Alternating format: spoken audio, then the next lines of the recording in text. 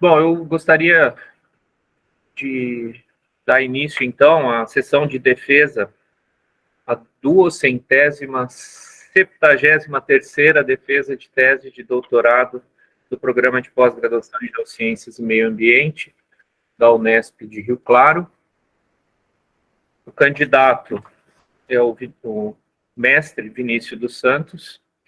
Ele vai defender a tese intitulada Isótopos estáveis de água, delta oxigênio 18 e delta deutério e intraeventos, decifrando a história da chuva na porção central do estado de São Paulo. Eu gostaria de agradecer ao professor Ricardo Sanches, à professora Ana Maria, ao professor Luiz, ao professor Rodrigo e ao professor Gilberto Flich por terem aceito o convite para compor essa banca de avaliação do trabalho do Vinícius.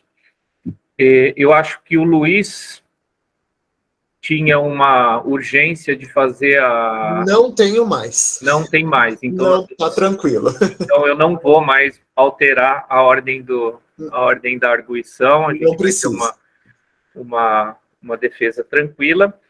Pelo regulamento do programa, o Vinícius, então, ele vai ter inicialmente um momento de fazer a apresentação dele nessa sessão pública. Ele vai ter seu tempo de até 60 minutos e depois ele vai ser arguído pelos membros da banca. A arguição pode ser no esquema pergunta-resposta ou comentários, e depois o candidato pode replicar as observações feitas. Então, eu vou inicialmente convidar o Vinícius, então, a fazer a apresentação dele e tenhamos uma boa sessão. Bom dia a todos. Todo mundo está vendo a apresentação aí online? Sim. Maravilha. Então, sem mais delongas, deixa eu marcar o tempo aqui. Vamos lá. Bom dia a todos. Espero que todos estejam bem. Eu vou apresentar para vocês, então, como a gente decifrou a história da chuva na porção central do estado de São Paulo, utilizando aí os isótopos estáveis da água, né? Oxigênio e deutério, e em eventos de chuva, né? Uma coleta em minutos. Então, minha apresentação está dividida nessas sessões. Então, vou começar ali com a introdução, justificativa e relevância do trabalho, os objetivos, alguns conceitos importantes, como a gente fez, materiais e métodos, resultados e a conclusão.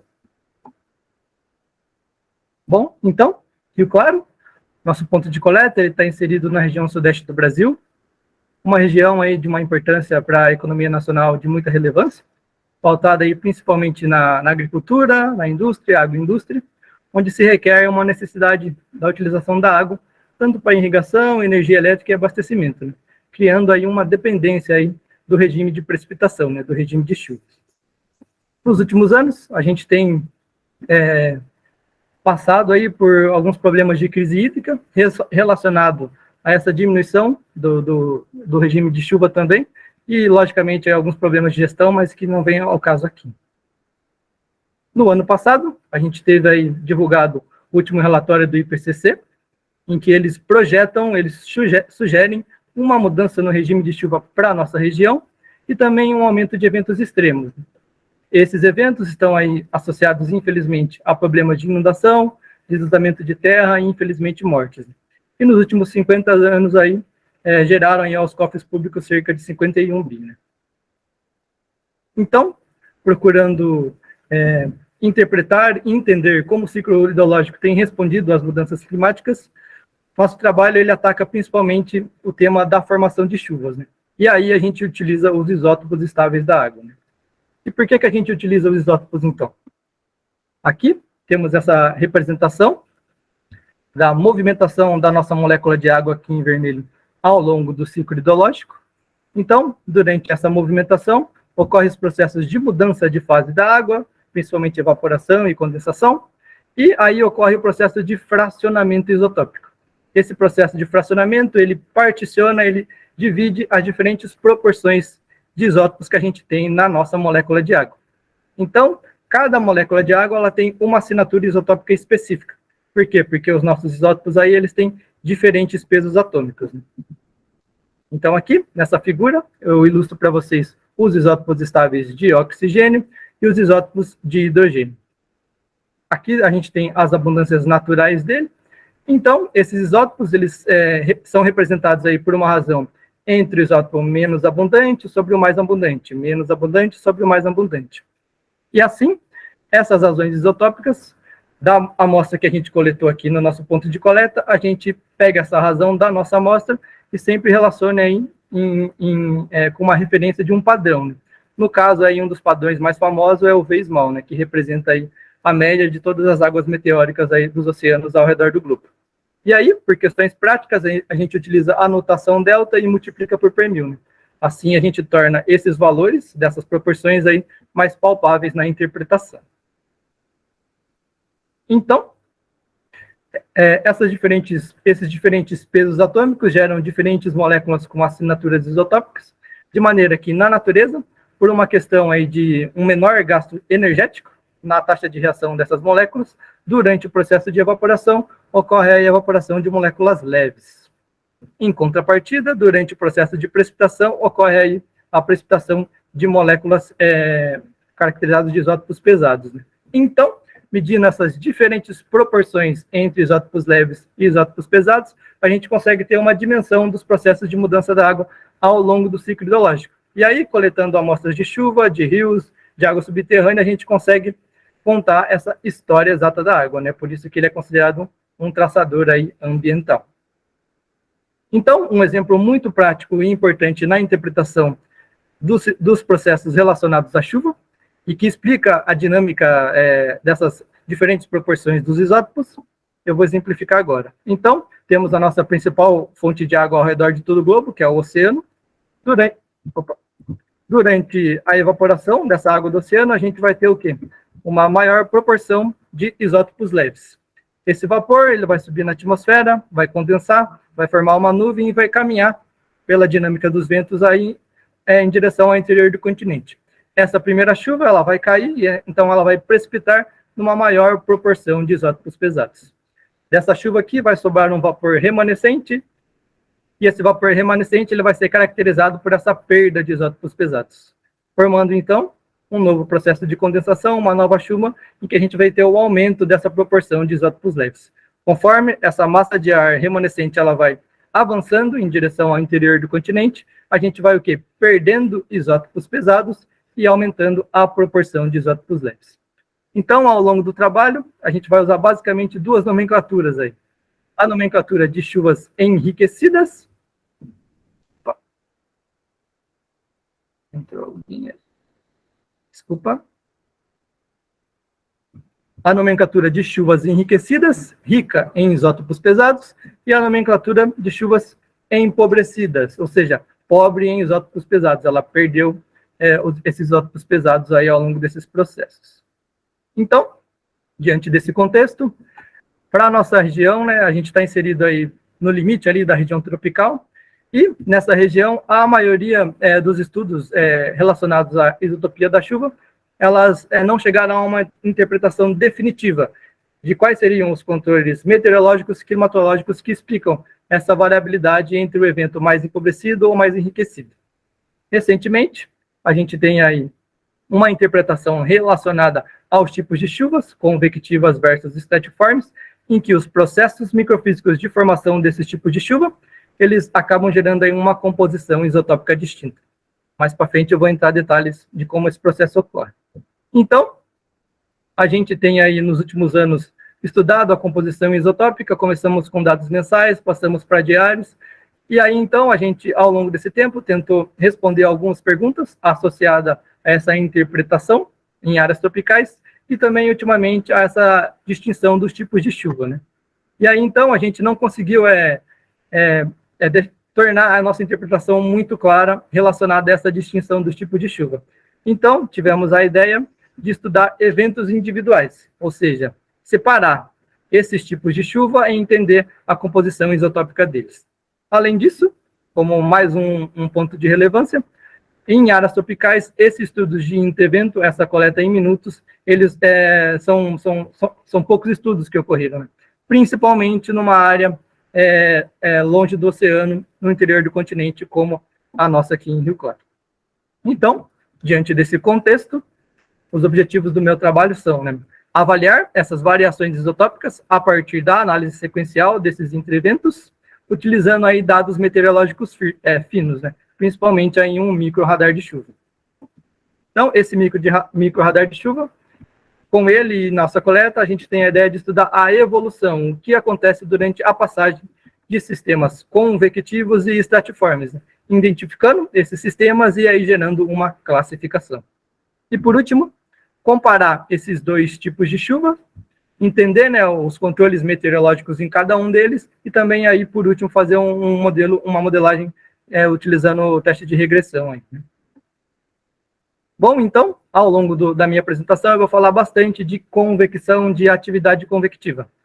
No caso aqui, para a nossa área de estudo, a gente não tem influência de levantamentos topográficos, então temos aí principalmente a influência de uma atividade convexiva, de uma convecção radiativa, então ela está relacionada ao aquecimento da superfície terrestre, então ela ocorre principalmente durante o verão, onde a gente tem aí maior radiação sobre a superfície.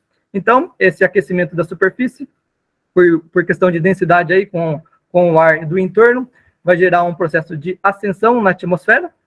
Esse ar ele vai subir, ele vai resfriar conforme ele vai subindo, até ele encontrar a umidade, atingir a saturação, condensar, virar nuvem e possivelmente gerar chuva.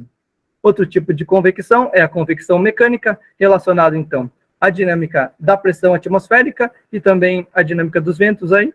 Então, uma zona de baixa pressão, ela é caracterizada pelo encontro, pela convergência de ventos nessa região de baixa pressão. Os ventos convergindo vai gerar aí o processo de ascensão e esse processo aqui de formação de chuva.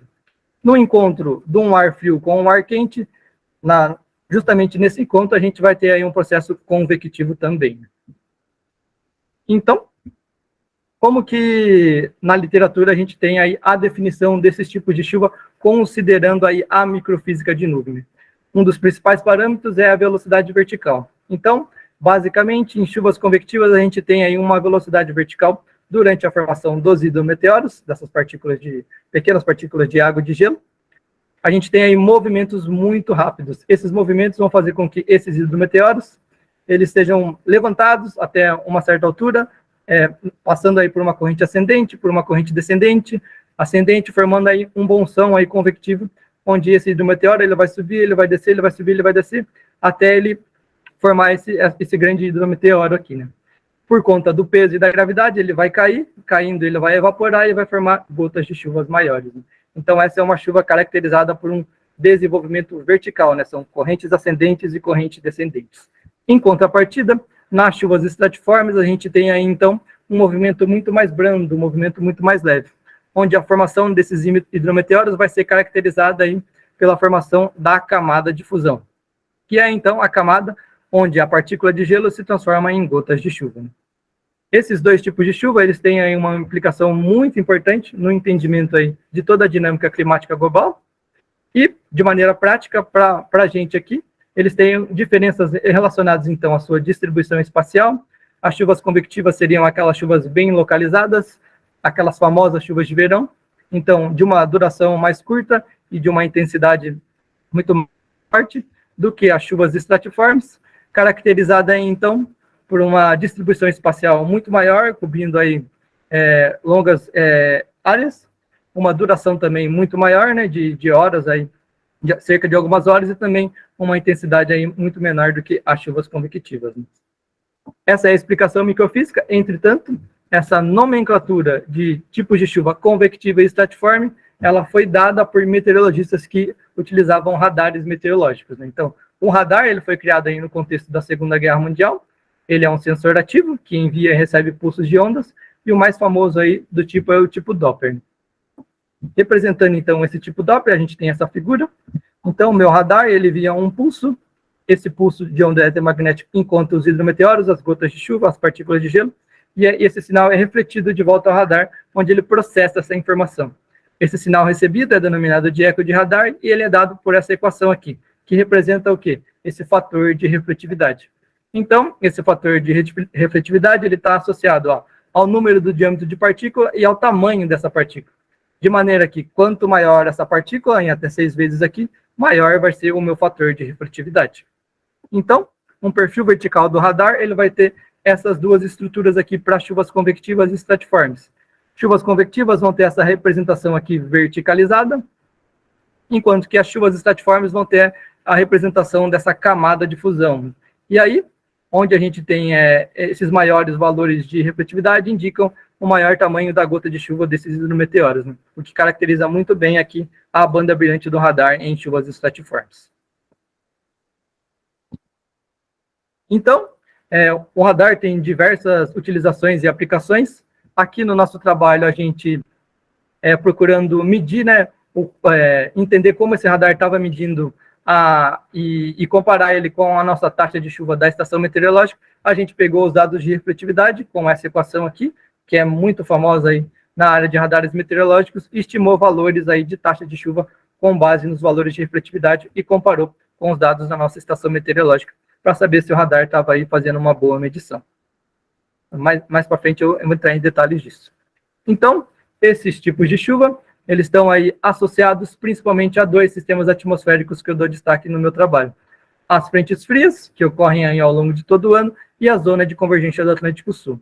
Então, segundo a literatura, esses sistemas atmosféricos, eles são responsáveis por organizar a atividade convectiva em grande parte aí do centro-sudeste do Brasil, gerando aí sistemas convectivos, que são caracterizados, segundo a literatura, pela geração de chuvas estratiformes e chuvas convectivas, e mais recentemente aí, esses sistemas têm sido relacionados, associados a eventos extremos, o que entra aí mais uma relevância do trabalho. Então, esses 2 tipos de chuva aí caracterizam essa sazonalidade na área de estudo. Sazonalidade é essa, então, que durante o período chuvoso, de outubro a março, aqui para a estação de Rio Claro aí gera cerca de 80% da chuva do volume anual, que tem aí uma média de 1.400 milímetros. E a zona de convergência do Atlântico Sul, então, ela é uma banda de nebulosidade, de convergência em superfície, que gera aí grandes volumes de chuva ao redor do centro-sul do Brasil. Então, ela é formada aqui do sul da Amazônia até nessa altura aqui do Oceano Atlântico. Então, durante esse período, eu destaco principalmente aí o transporte de umidade que vem proveniente aí da região amazônica, trazida aí pelos jatos de baixo nível. Em contrapartida, durante esse período mais seco, de abril a setembro, a gente tem aí principalmente a atuação das frentes frias, caracterizada aí pela massa polar atlântica. Quando uma forte frente fria consegue vencer a barreira aqui da alta subtropical do Atlântico Sul, que muitas vezes nessa época do ano funciona como um bloqueio atmosférico, ela acaba aí gerando algum volume de chuva aí, que é bem menor nessa época do ano. Então, partindo dessa primeira etapa do trabalho, a gente passa aí agora para a descrição dos materiais e métodos. E meu trabalho, então, ele foi dividido aí em 3 etapas. Essa parte de revisão, pesquisa e revisão, que eu já mostrei um pouco para vocês. A segunda etapa, a etapa mais grossa do trabalho, de aquisição, coleta e processamento dos dados. E a última etapa aí é de resultados e interpretação aí de tudo isso, né? Então, eu vou detalhar cada uma dessas etapas. Então, como que a gente coletou aí essas chuvas ao longo dos entreventos, né? Essa coleta ocorreu de setembro de 2019 a fevereiro de 2021. Então, ela foi a cada 5, 10 ou 30 minutos, a depender da intensidade. A maior parte dos eventos foram a cada 5 minutos. Então, a gente utilizou essa estrutura de metal diretamente conectada a essa garrafa plástica. Então, a cada 5 minutos eu vinha aqui, trocava. Imediatamente, eu já filtrava essas amostras, etiquetava, colocava o batoque e colocava em refrigeração para elas serem aí analisadas em laboratório, né? No laboratório aqui da Unesp, envia uma grande parte das amostras também lá para Costa Rica, com o professor Ricardo, e uma pequena parte aqui para o laboratório da USP. Todas essa composição isotópica foi obtida em relação àquele padrão, o V-Small, com essa incerteza aqui analítica. Então, um conceito muito importante, que eu vou destrinchar no meu trabalho, é o do excesso de deutério, representado aqui por essa equação, né? Deutério menos 8 vezes o oxigênio 18. Basicamente, o excesso de deutério ele é definido para representar processos aí de fracionamento cinético, né? De maneira prática, então, temos aqui a nossa reta meteórica global, a famosa reta meteórica, utilizada em todos os estudos de isotopia hidrológica, e esse valor de 10 aqui representaria o valor de excesso de deutério. Então, basicamente, a gente interpreta isso de 2 formas. valores acima de 10 representam, então, processos associados à origem do vapor, e essas trocas isotópicas, naquele diagrama que eu mostrei para vocês anteriormente. Então, conforme esse transporte vai ocorrendo numa região continental, a gente vai formando chuva e vai aumentando esses valores de excesso de deutério. Em contrapartida, valores menores que 10 estariam associados a processos de evaporação durante a queda das gotas de chuva, o que diminuíam esses valores aí de excesso de deutério. Voltando, então, aos equipamentos e materiais, o microradar de chuva foi instalado aqui nas dependências do CEA. Então, ele é como se fosse uma antena mesmo, ele envia um pulso para a atmosfera, gerando aí uma informação de um perfil vertical da atmosfera pontual. Então, ele é caracterizado por uma banda K, o espectro Doppler, tem aí 31 alturas de resolução e medições a cada 1 minuto. Essa altura de redução seria o quê? Uma altura de medida desse radar, em altura, né? Então, por exemplo, uma medida a cada 200 metros, essa primeira medida vai ser de 200, a segunda de 400, e a 31ª aí vai ter uma altura máxima de 6.200 metros.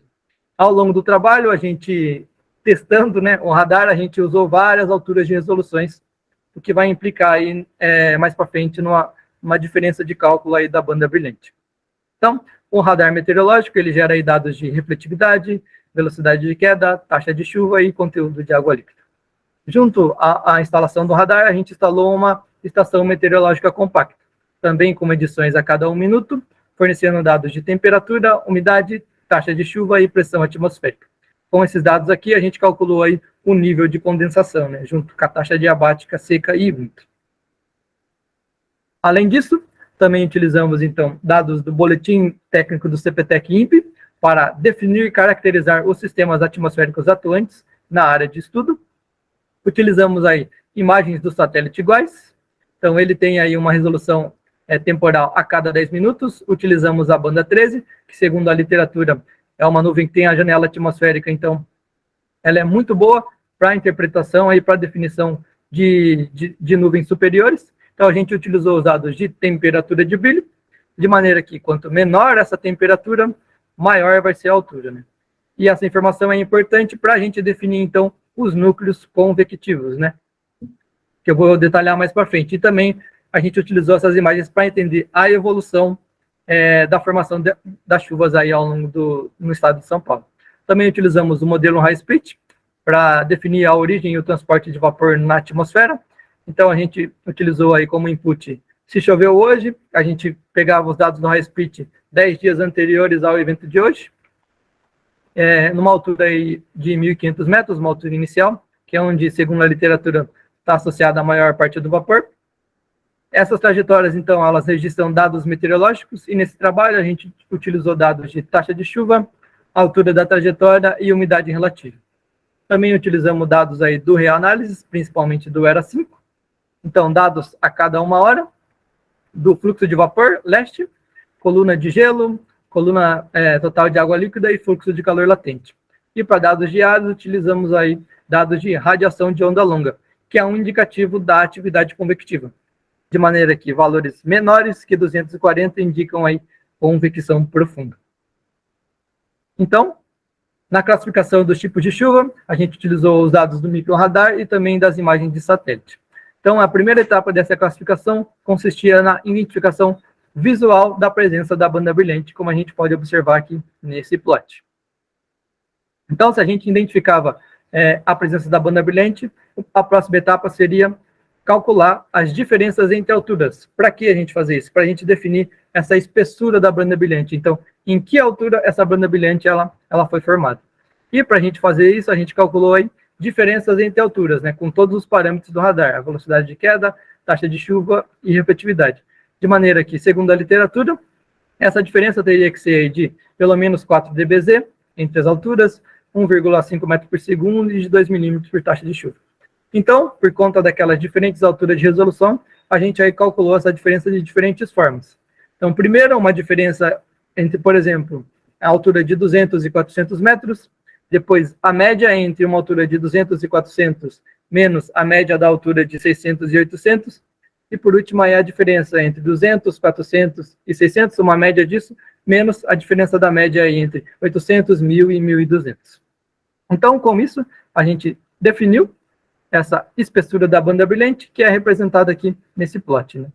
Então, utilizando aí como exemplo os dados de taxa de chuva do radar, na banda brilhante ela vai ser caracterizada por menores valores aqui, antes de chegar no que seria a banda brilhante, um valor de taxa mínima, esse valor aqui ele vai aumentar e vai chegar em um valor de taxa máxima e depois ele vai diminuir, de maneira que esse valor aqui dessa taxa de chuva ele tem que ser menor que esse, né?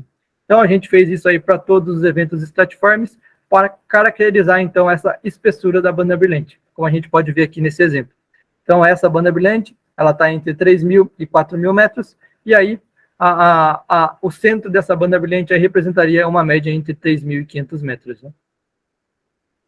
Então, para classificar os tipos de chuva, a gente considerou, segundo a literatura aí, dados próximos à superfície de pelo menos aí maiores ou maiores que 38 dBz, né, o valor de refletividade. Só que além disso, a gente, por precaução, decidiu utilizar os dados da imagem do satélite, né?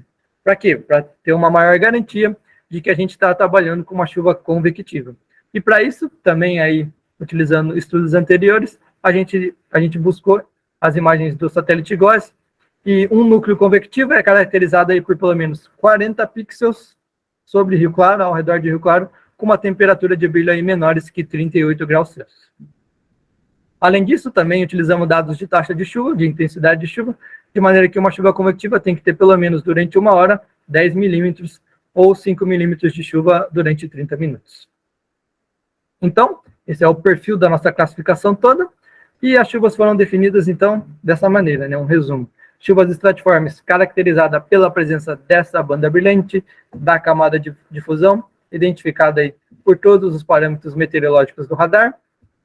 Chuvas convectivas, então, caracterizado por valores aí de dBz maiores que 38, próximos aqui à superfície, e pela presença do núcleo convectivo nas imagens do GOES. Chuvas mistas representam, então, uma mistura de processos, ou seja, um núcleo convectivo sobre Rio Claro e também a presença da banda brilhante, da camada de difusão, tudo isso num mesmo evento.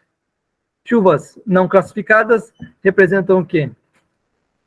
A não presença de um núcleo convectivo, não identificação dele, não presença da banda brilhante, não tem valores aí de dBz próximo à superfície maiores aí que 38, né? Então, é uma chuva que não entra nas características que a gente utilizou anteriormente.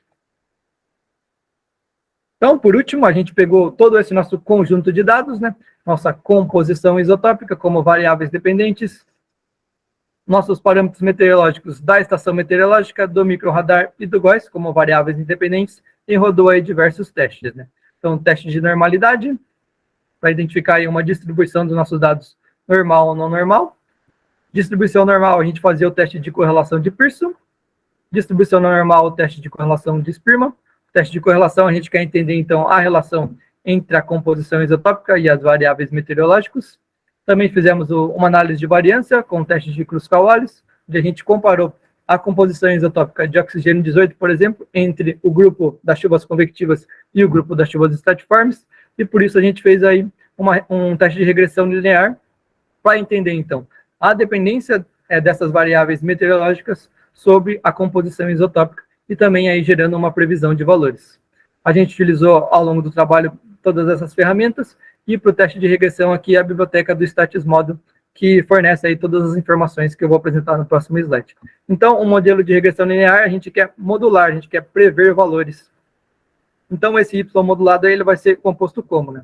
Pelo intercepto dessa regressão, pelos coeficientes da regressão e pelas minhas variáveis preditoras, né, que seriam os melhores parâmetros meteorológicos que ajudam aí a modelar esses valores. Então, para a gente verificar se esse modelo ele era robusto, satisfatório e significativo, a gente passou aí por algumas etapas, baseado também na literatura. Então, primeiro, um relacionamento linear entre a composição isotópica e os dados meteorológicos, a identificação de multicolinearidade entre os parâmetros meteorológicos. Por exemplo, a gente tirou os dados de nível de condensação, porque ele é calculado com base nos valores de umidade relativa e de temperatura, então utilizar esses parâmetros que são altamente correlacionáveis no mesmo modelo prejudica o modelo.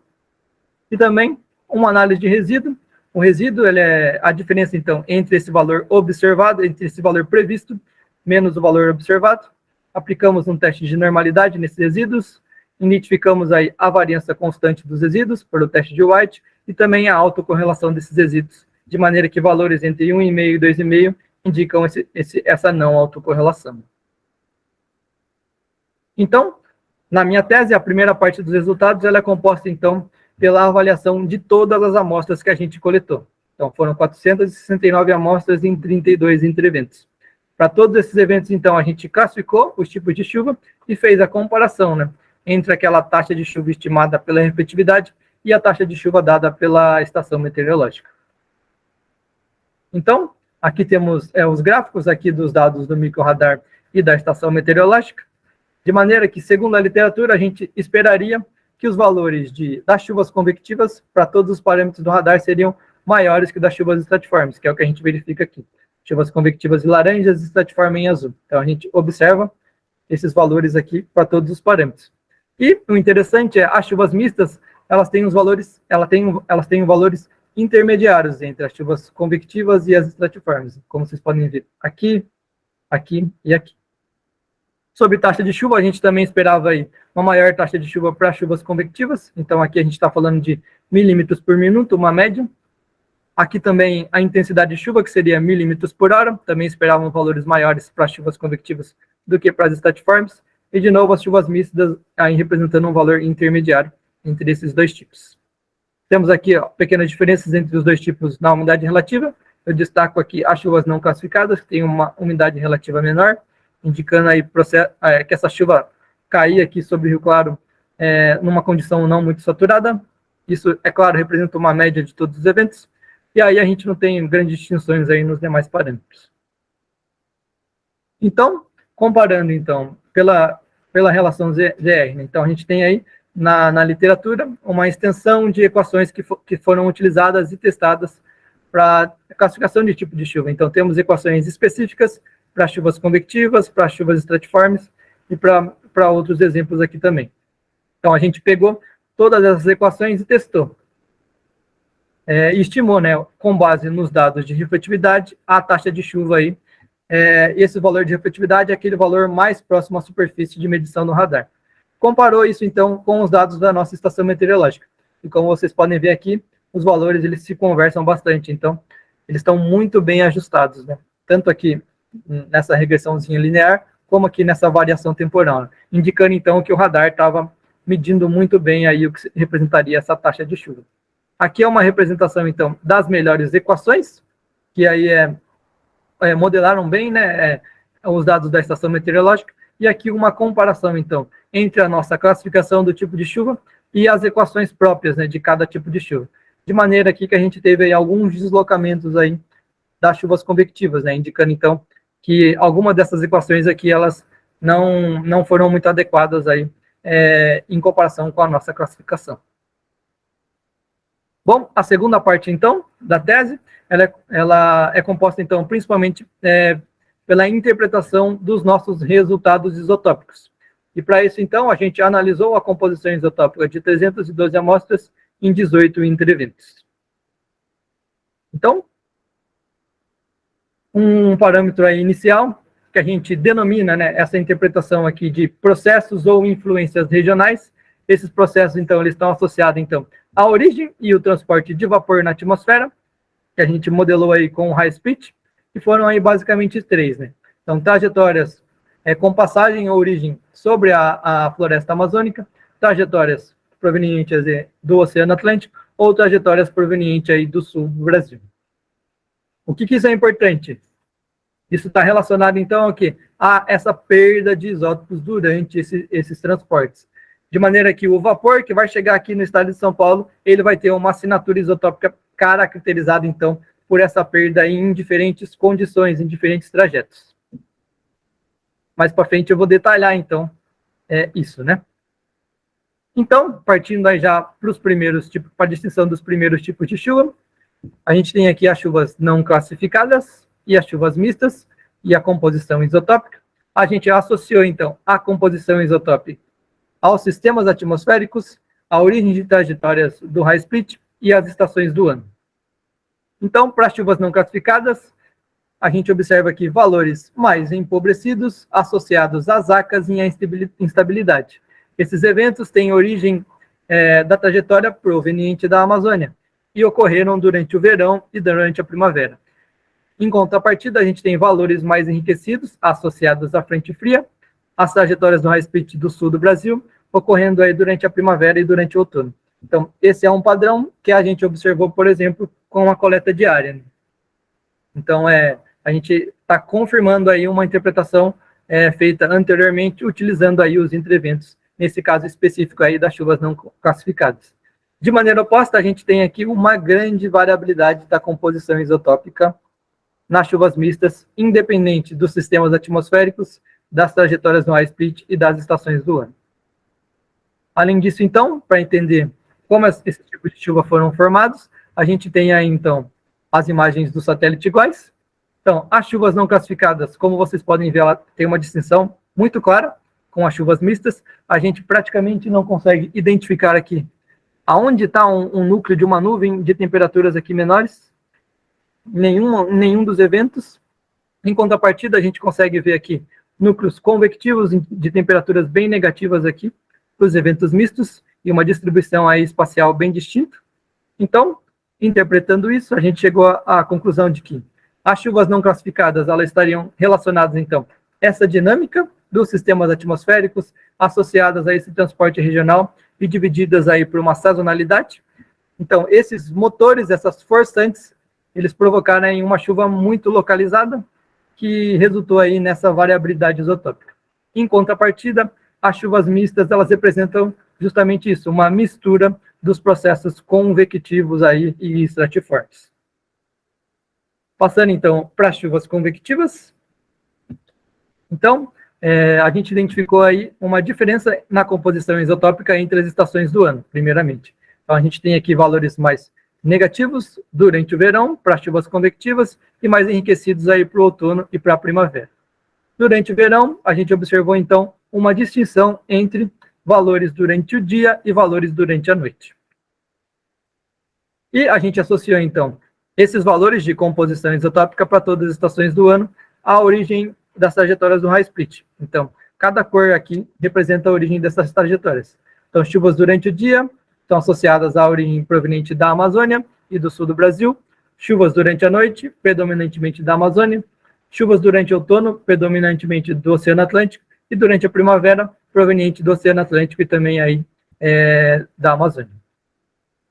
Então, a gente observa aí uma distinção, né, entre as estações do ano, de maneira que, por que a gente não observou, então, diferenças de noite no outono e na primavera? Então, aqui a gente pega dados localizados no pixel aqui, que representa onde está Rio Claro, e dados de OLR, que indica a atividade convectiva, a convecção, durante o dia e a noite. E aqui, durante o verão, vocês podem observar que a gente tem menores valores de OLR, ou seja, uma maior atividade convectiva do que durante parte da primavera e durante o outono. De maneira que essas diferenças dia e noite, segundo a literatura e também no que a gente observou, ela é caracterizada, então, por uma atividade convectiva termal, associada, então, a maior temperatura na superfície. Então, essa distribuição também é observada aqui para os dados de fluxo de calor latente.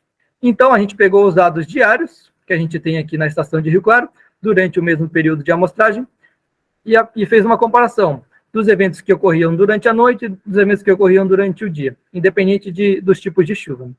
E aí, durante o verão, a gente observou que as chuvas durante o dia ocorrem em 51% dos eventos, e as chuvas durante a noite em 49%. Ou seja, o fato da gente ter coletado chuvas durante o dia e durante a noite aconteceu de maneira casual, a gente não previu isso. Por quê? Porque a gente tem aí uma melhor distribuição das chuvas durante o dia e durante a noite. Isso não ocorre para chuvas aí durante o outono e a primavera. Então, a gente tem uma distribuição muito distinta, na maior parte das vezes, chuvas durante o dia e na primavera e no outono. E, associado a isso, então, como essas diferenças dia e noite são pautadas nessa atividade convectiva termal, a gente apontou aí que essas chuvas durante o outono e primavera estariam associadas, então, a uma atividade convectiva mecânica.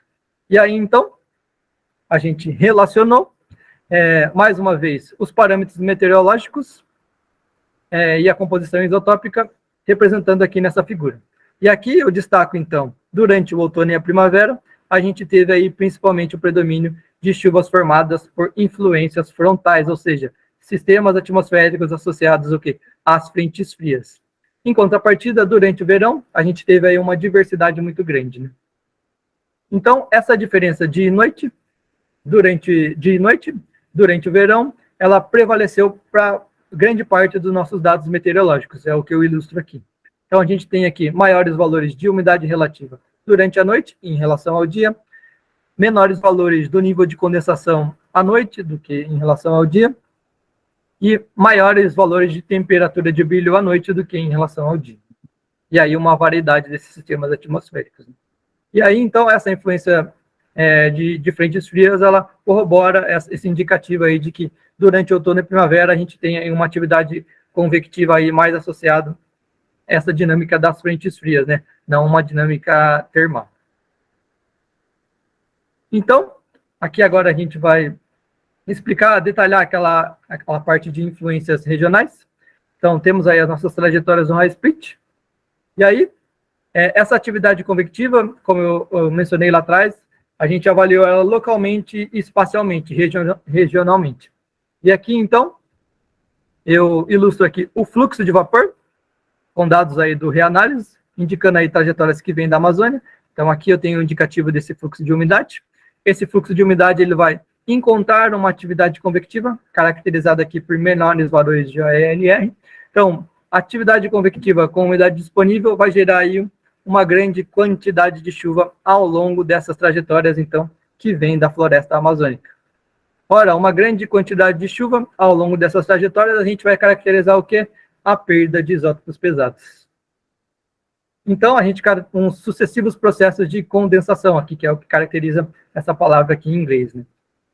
Em contrapartida, durante o outono e primavera, a gente tem aí uma mudança nesse fluxo de umidade para trajetórias do Oceano Atlântico, para trajetórias do sul do Brasil, e uma mudança também na atividade convectiva.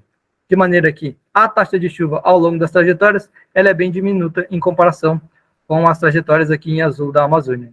Então, isso indica que o quê? Que esse processo de perda de isótopos, ele vai ser distinto, né? Entre as trajetórias que vêm da Amazônia e as trajetórias aqui que vêm do Oceano Atlântico e que vêm do sul do Brasil. Então, relacionando, então, esses processos regionais com os processos locais, a gente vem aqui na interpretação do que explica aí as diferenças de noite, né? Então, no artigo, a gente escreveu um modelo conceitual onde a gente relaciona os dados isotópicos com os dados meteorológicos. E é isso que eu vou explicar aqui agora. Então, a gente tem aí essa diferença de aquecimento na superfície entre o dia e a noite. Durante o dia, a gente tem aí uma temperatura maior. Isso vai gerar o quê? Diferentes desenvolvimentos aí para a formação das nuvens convectivas. De maneira que, durante o dia, a gente vai ter um desenvolvimento vertical mais profundo, né? Ou seja, essa nuvem ela vai ser bem mais alta. Isso essa altura a gente ilustrou, então, com as temperaturas de brilho do Góis, né? Então, esses eventos aqui têm uma menor temperatura de brilho. E a gente também observou o quê? Um maior nível de condensação. Ora, o que isso gera, então? Que as gotas de chuva formadas, até elas chegarem aqui na superfície, elas vão ter o quê? Mais tempo para interação, mais tempo para trocar isótopos, para sofrer processo de fracionamento com esse ambiente aqui que está ao redor. Esse ambiente é caracterizado por quê? Por uma temperatura maior, uma menor umidade e uma menor intensidade de chuva. Caracterizando, então, o quê? Processos evaporativos. Como eu mencionei lá atrás, esses processos evaporativos, eles vão fazer o quê? Eles vão diminuir os valores do excesso de deutério e tornar aí a minha composição isotópica menos enriquecida. Durante a noite, a gente tem aí, então, uma temperatura mais amena, isso vai gerar um menor desenvolvimento vertical, ilustrado aí por maiores temperaturas de brilho, formando aí um nível de condensação um pouco menor. Resultando, então, no quê? Num menor tempo de interação para trocas isotópicas durante a queda das gotas de chuva. E essas condições próximas à superfície são caracterizadas aqui por uma maior umidade, uma menor temperatura e maior intensidade de chuva. Ou seja, os processos evaporativos nessa condição aqui noturna, eles são diminutos. Fazendo com que, então, os excessos de deutério sejam maiores e essa composição isotópica seja mais empobrecida. Como eu mostrei lá atrás, esses símbolos aqui azul representam, então, a origem das trajetórias, né?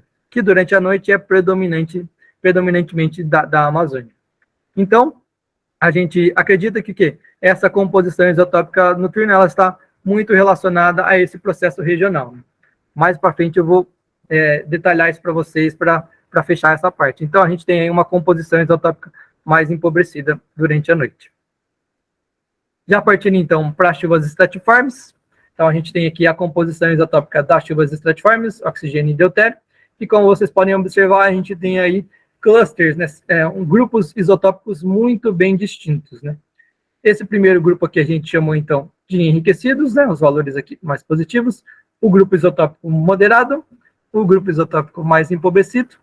Então, a gente relacionou esses grupos isotópicos, mais uma vez, com as estações do ano, os sistemas atmosféricos e a origem aí do transporte do high split, né? E a gente observou que o quê? Que esses fatores aqui, eles não explicam essa variabilidade isotópica aqui. Então, esses fatores não são suficientes para a gente explicar por que esse evento é mais empobrecido e por que esse evento é mais enriquecido. Então, a gente pegou nosso conjunto de dados meteorológicos e foi em busca desse entendimento. E aqui, então, eu coloco o exemplo do perfil vertical do microradar de chuva, representa aí a velocidade de queda, e como vocês podem observar, a gente tem aqui semelhanças entre esses eventos e entre esses eventos, né? Então, cada evento aqui, cada grupo de evento, ele é distinto. E aí, então, tanto os dados do radar quanto os dados meteorológicos indicam que o quê? Que cada grupo isotópico, ele tem aí uma variação distinta dos dados meteorológicos. Aqui, então, eu dou ênfase, por exemplo, para as taxas de chuva.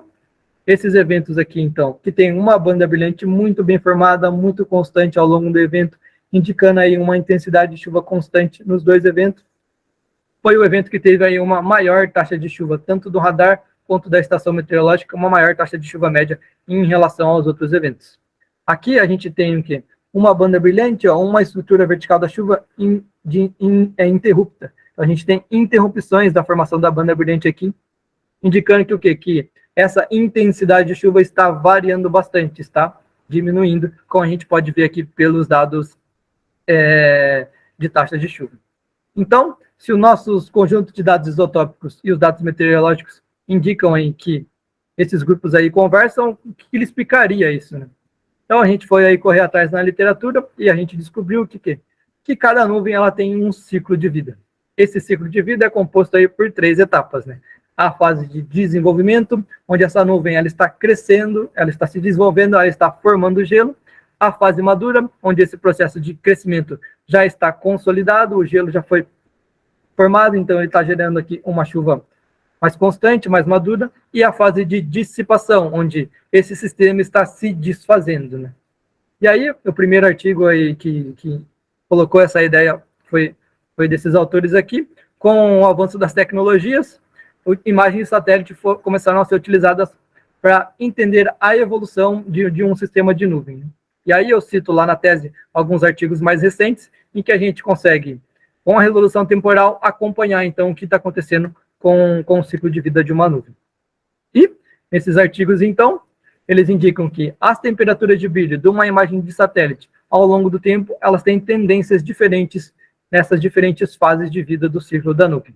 De maneira que, na fase de desenvolvimento, a gente tem uma tendência decrescente, ou seja, as minhas temperaturas de brilho elas estão diminuindo. Por quê? Porque o meu gelo, meus hidrometeoros, eles estão crescendo, estão subindo na superfície, então está acontecendo um resfriamento. Durante a fase madura, a gente tem o quê? Um sistema de nuvem de hidrometeoros consolidado. Então, essa tendência da temperatura de brilho, ela vai ser mais constante, como a gente pode observar aqui nesses valores. E na fase de dissipação, onde esse evento ele está se desfazendo, a nossa temperatura de brilho, que ela está aumentando, então, está se tornando menos frio, né? Como a gente pode observar aqui nessa fase aqui e também nesse evento. Então, essas diferentes tendências, elas conversam com aqueles grupos isotópicos que eu mencionei anteriormente. Então, para o grupo das enriquecidas aqui, eu quero que vocês observem esse círculo aqui em vermelho, esses núcleos de nuvem que começaram a ser formados aqui. Então, essa chuva aqui, ela está em fase de desenvolvimento. Os núcleos estavam crescendo quando eles passaram aqui sobre o nosso ponto de coleta sobre o Rio Claro. E a composição isotópica, ela foi aí mais enriquecida. Para corroborar essa fase de desenvolvimento, a gente pegou dados, então, do reanálise e fez aí uma razão, né, da coluna de água aí, líquida com a coluna de água de gelo. De maneira que nessa fase de desenvolvimento a gente tem aí uma menor razão. Né? Destaco aqui também, durante esses eventos mais enriquecidos, a gente observou que a gente tem aqui menores valores de excesso de deutério. E esses menores valores de excesso de deutério, menores que 10, eles ocorreram aí em condições de umidade menores. Ou seja, essa formação de chuva, essa etapa, né, da formação de chuva, esse ambiente aqui próximo à superfície não estava completamente saturado, o que pode ter provocado aí esses processos evaporativos e ter diminuindo nossos valores aqui do excesso de deutério. Então, continuando, eu quero que vocês observem esse núcleo de nuvem aqui que está sendo formado. Então, aqui ele está se consolidando, ele vai avançar em direção aqui ao nosso ponto de coleta em Rio Claro, de maneira que, quando ele chegar aqui em Rio Claro, ele vai chegar no seu estágio aí maduro, que é onde eu vou começar a coletar, e aí a composição isotópica desse estágio vai ser aí uma composição isotópica moderada, ali, entre 6 e menos 3. Observando aqui a razão líquido-gelo, a gente observa aqui um aumento em comparação à fase anterior. Justamente caracteriza, então, o quê? A formação desse gelo durante essa fase da nuvem, e aí uma maior, resultando aí num maior conteúdo, aí, numa maior proporção aí de água líquida disponível para cair como chuva. Por último, então, a nossa fase de dissipação. Mais uma vez aqui, ao longo desse ciclo vermelho, a gente vai ver aí um sistema de nuvem sendo formado. Pelas imagens do GOES, então, essa temperatura verdinha, até esqueci de mencionar, são temperaturas aqui bem mais frias. Então, esse núcleo vai passar por Rio Claro e logo aqui ele já vai começar a se desfazer, né? Então, a temperatura aqui de brilho vai começar a diminuir. E nessa fase aqui, a gente observou aí uma composição isotópica mais empobrecida. Ver na nossa razão líquido-gelo, a gente tem, mais uma vez, um aumento dessa razão, né? Por quê? Porque essa fase de dissipação passou pela fase de crescimento, amadureceu, e aqui, quando eu comecei a coleta sobre o Rio Claro, ela já estava na sua fase residual de dissipação. Então, conforme a gente vai avançando nessas fases aqui, a gente vai tendo o quê? Aquela perda de isótopos pesados, né? E é por isso que a gente teve essa variabilidade isotópica aqui, então. Né? Valores mais empobrecidos são caracterizados aí por um empobrecimento bem forte, porque a gente teve processo de fracionamento durante a fase de desenvolvimento, durante a fase madura, até chegar aqui nessa fase de dissipação, empobrecendo aí minha composição isotópica. Por último, então, a gente fez aí uma comparação entre as chuvas convectivas e stratiformes. Então, como vocês podem observar, a gente tem aqui a composição clássica e composição isotópica representada nesse pote clássico. Então, a gente tem aqui uma grande variabilidade para ambos os tipos de chuva. Eu destaco aqui retas meteóricas aqui bem distintas, né? Valores aqui de 18, muito maiores do que aquele valor de 10. Aqui nas chuvas stratiformes um pouco menor. Essa distribuição, então, ela é representada pelos gráficos aqui de box plot, de maneira que chuvas stratiformes a gente tem uma assimetria aqui à direita, uma assimetria em direção a valores mais enriquecidos. Enquanto chuvas convectivas, a gente tem aqui uma assimetria em direção aos valores mais empobrecidos. De maneira oposta, a gente tem aqui uma mediana um pouquinho maior das chuvas convectivas em relação à stratiforme. Então, a gente rodou o teste de análise de variância, comparando aí os diferentes grupos isotópicos. Então, eu comparei o oxigênio 18 de chuvas estratiformes com o oxigênio 18 de chuvas convectivas. Também fiz isso para deutério e processo de deutério.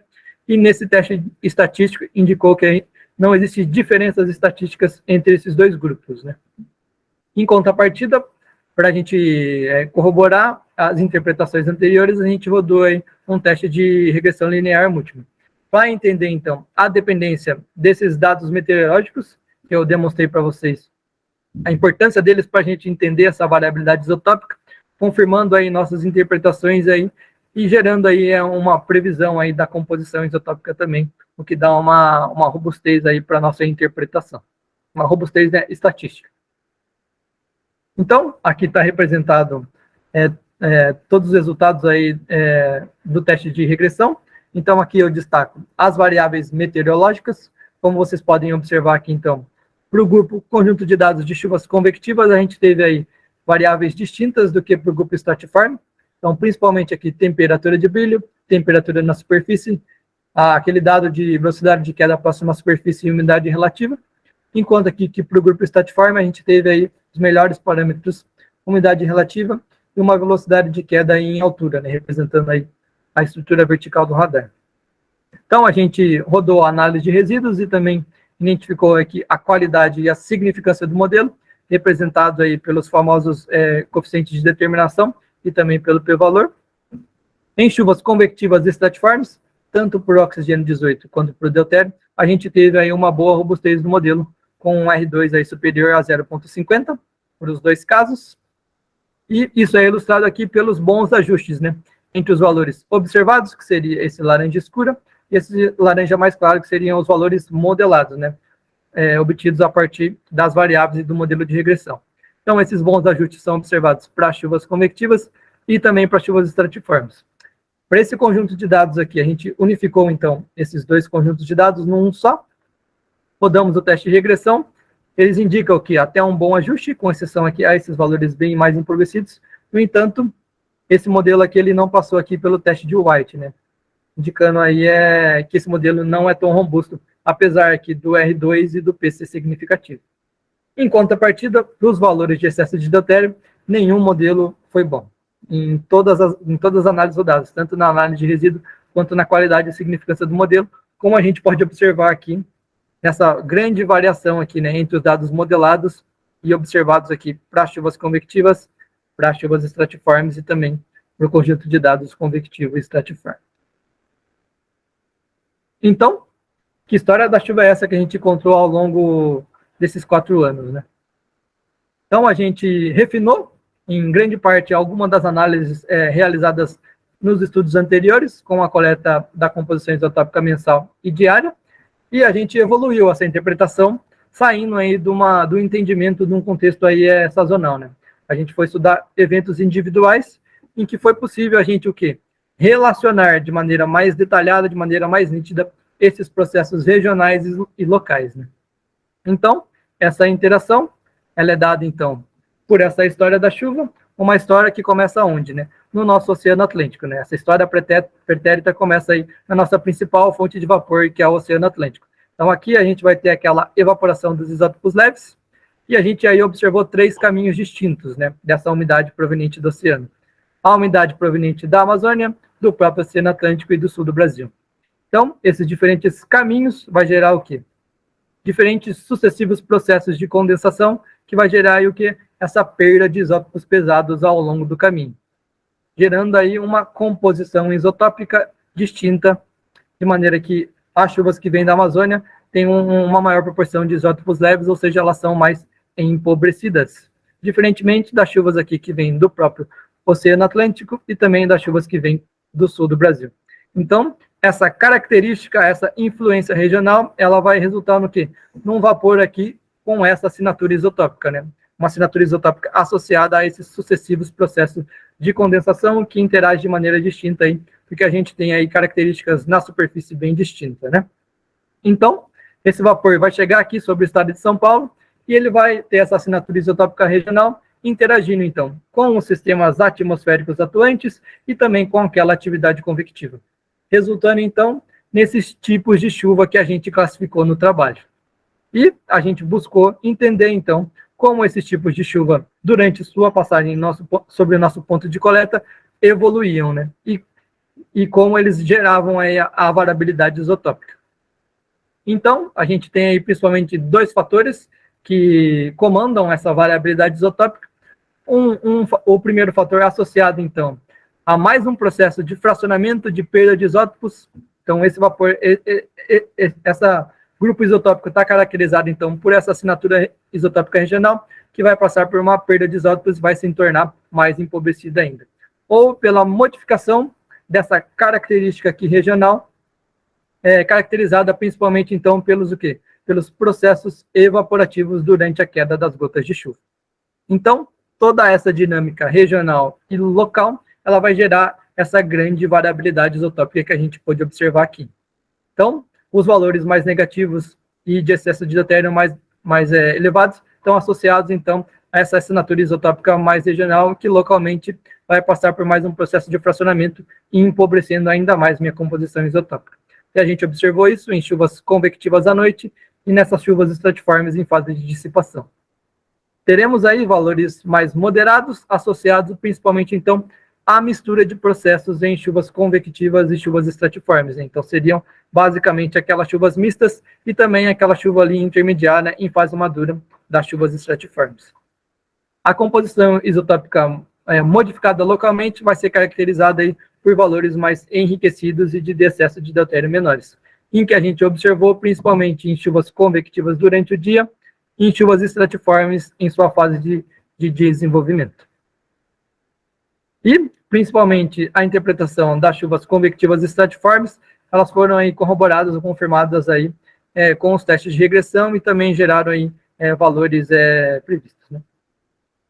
Então, a gente entendeu, então, que esses processos localizados são muito importantes para a definição da composição isotópica, mas isso ocorre em eventos específicos, né?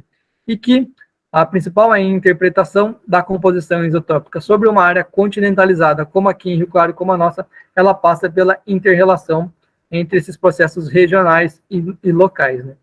Então, como a gente pode observar, tanto em chuvas convectivas quanto em chuvas estratiformes, a gente observou processos de evaporação, caracterizando eventos mais enriquecidos, e processos mais empobrecidos, caracterizados aí principalmente por essa origem em transporte de umidade, né? Então, a gente acredita que, nesse contexto específico, para a nossa área de estudo, longe da dinâmica e de formação de chuva do oceano, essa explicação do tipo de chuva aí, ela deve ser mais evoluída, mas ela não explica totalmente a nossa interpretação aqui, né? A gente deve considerar outros fatores. Então, isso gera aí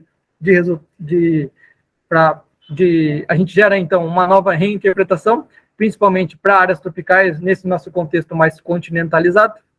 A gente vai incentivar aí uma necessidade de estudos isotópicos de alta frequência. Como a gente pode ver, a gente tem aí uma gama de informações, de compreensão, que a gente consegue entender com a alta frequência. E aí, todos os dados gerados, conhecimento, informação, eles vão ficar disponíveis aí, podem ser utilizados aí na modelagem de processos atmosféricos de formação de tipo de chuva, que podem ser utilizados aí para responder às consequências da mudança climática. Então é isso. Muito obrigado.